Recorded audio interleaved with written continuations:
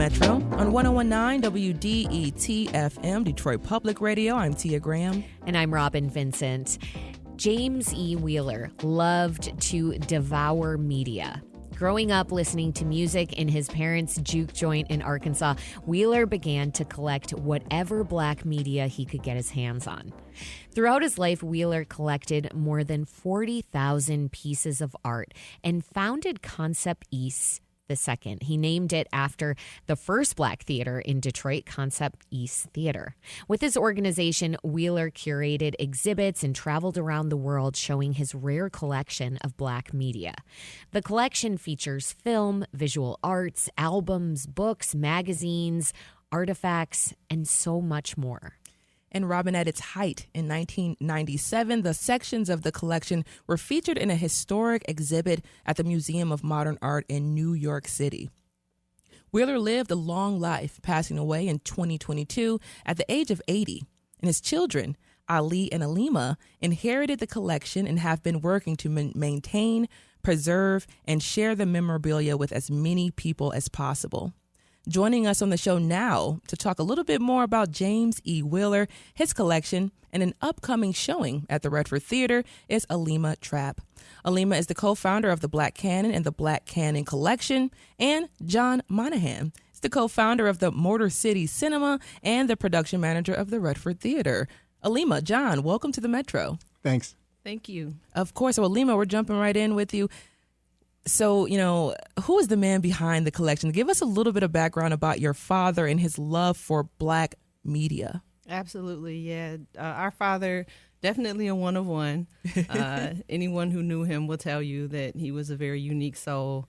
Just had a true love for black culture. As you mentioned, like growing up in the South, he got to see some images that you normally wouldn't see of black people in more aspirational roles, doctors, entertainers. And he just fell in love with, that aspirational vision of black people. So started collecting posters as a kid. And then over time, it just blossomed into this massive collection. But, a very direct man, a very entertaining man, walking encyclopedia. He could tell you so many things that unfortunately we don't have that transferred knowledge of some of those things. So we're doing our studying and trying to learn as much as we can. But yeah, definitely a one of one. One of one. And Alima, beyond being black media, beyond black media being important and going back as far as the 1920s and beyond, why is this collection so unique? I think it's unique with the variety of items. There's volume, of course. We joke about our father and say there's a thin line between collection and hoarding because there was never anything that he didn't like in terms of keeping. So we have amassed quite a bit in terms of volume. So I'd say like scale for sure makes it unique. But just the variety of items.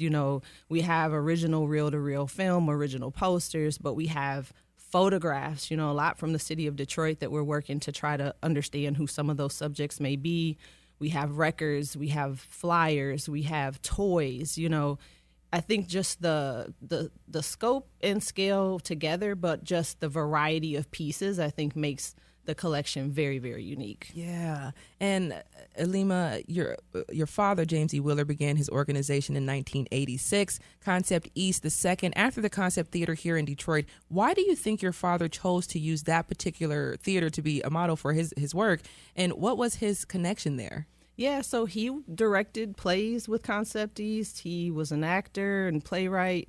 I think after traveling the world a bit with the Air Force and having migrated from the South during the Great Migration with his father, I think the theater helped him find his creative side. I think it helped him find himself. So he had a real connection to not just the people in Concept East, but just probably his evolution as a man.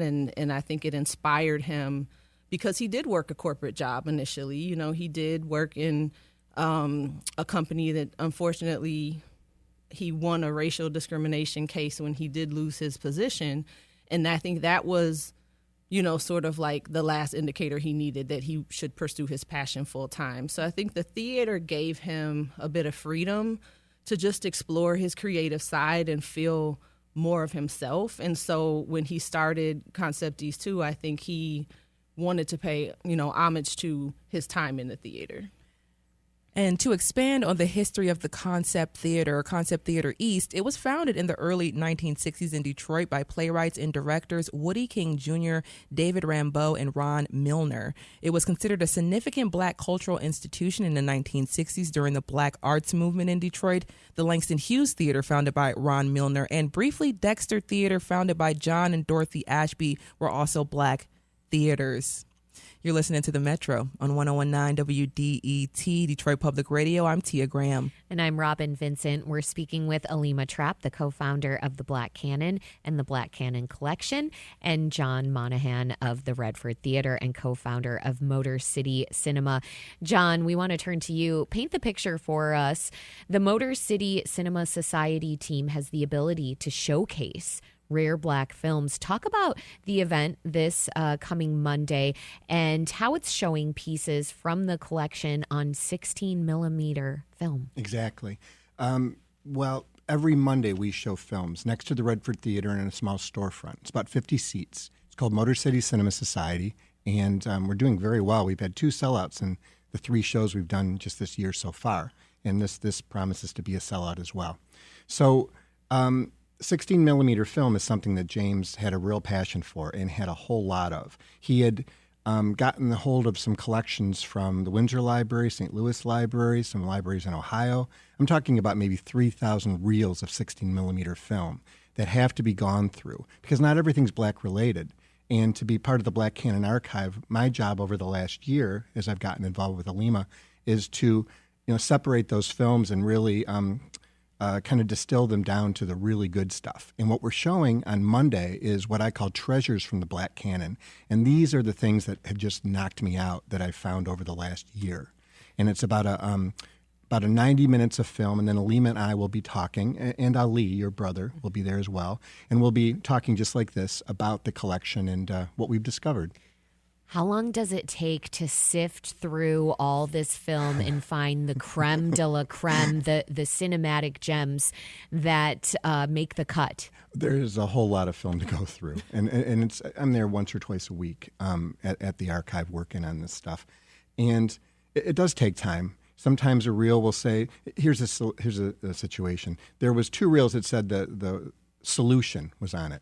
One of them was about chemistry solutions. And one of them was about solutions to poverty in big American cities. So obviously one of those is more interesting to me than the other one. And a lot of these films really have to be, we're trying to find other homes for a lot of the material because it's just too much to store. But by the time we're done, which won't be long now, we're going to have a really solid list of the Black themed material in the Black Canon Archive. Talk about the significance of having a place to show these kinds of films. Yeah. And this is next door, you said, to the Redford Next door Theater? to the Redford Theater. They give us space to do this program, and it is pretty special because a lot of these films, I'm sure, are one of a kind. I'm going to give a little sense of what we're showing. We're going to start each half of the program because there'll be an intermission with some trailers, some TV spots for Black-related films, especially from the 1960s and 70s. But then we're going to show clips, everything from feature films to educational films to what's called musical soundies, which were like music videos in the 1940s on film, which were played in movie jukeboxes, which James has one of those, actually. 1940s music videos. Exactly. And How so we're cool. showing one by Nat King Cole that I'm real fond of. We're going to show the climax of Stormy Weather, which is as beautiful as anything that's ever been put on film, with Cab Calloway and the Nicholas brothers. So it's going to be a real celebration. There's going to be a lot of joy in this event.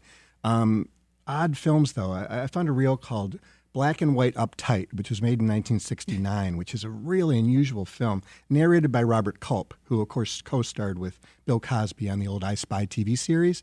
And he narrates this thing about black and white relations in 1969.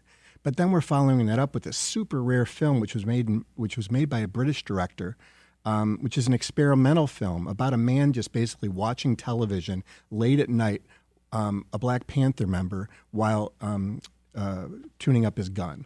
It's just some amazing stuff, and I guarantee you're not going to see that anywhere else. So many historical threads, so many different things to think about here. Alima, what do you hope people will take away from the collection? Yeah, important to us, I think, is giving Dad his flowers. Ironically, this Friday will be the anniversary of his passing. It'll be 3 years, so the timing of this is perfect to just honor and celebrate him in a way for having the foresight to actually collect and retain these very powerful images and artifacts from our history. So definitely want to, give him his flowers and celebrate him. And then part of his mission, I think, with Concept East 2 and what drove him to collect pieces was to educate others. And so I think we just want people coming away with, something that they didn't know before they got there, being intrigued, to maybe learn more about some of these pieces and go deeper into history a bit. So I think those are two big things that we're hoping to come out of the event. Okay, and remind us the info on this event before we let you all go. Sure, that's Monday night at 7 p.m. sharp. It's a $7 ticket, and I'm really recommending that you buy tickets online from motorcitycinema.org because I almost guarantee this is going to be a sellout because I know Alima's been promoting it as well. Alima Trapp, the co-founder of the Black Cannon and the Black Cannon Collection, and John Monahan of the Redford Theater and co-founder of Motor City Cinema. Thank you both for joining us on the Metro.